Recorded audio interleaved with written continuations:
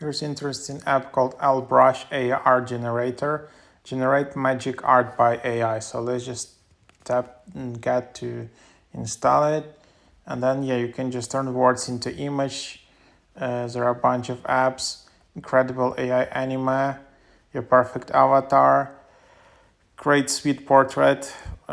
Sketch to artwork and all of that. So let's just tap to open and then so yeah, there is a lot of they are pushing you to upgrade, but here you can see some just like easy things how you can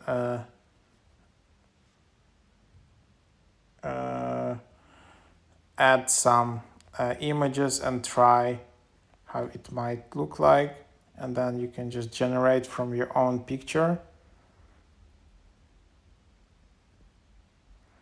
Of course, then yeah, like they of course pushing you to upgrade, but then yeah, so I think this app it's a bit limited until you upgrade, but you just have a lot of filters. There are a bunch of apps, a lot of apps where you can just generate this AI art. There are some nice filters in this app, so if you like it, you can of course subscribe and upgrade. But I was just checking out. Originally, I was trying to use Wonder AI app, and this is like the app I used, but also give a try to this app.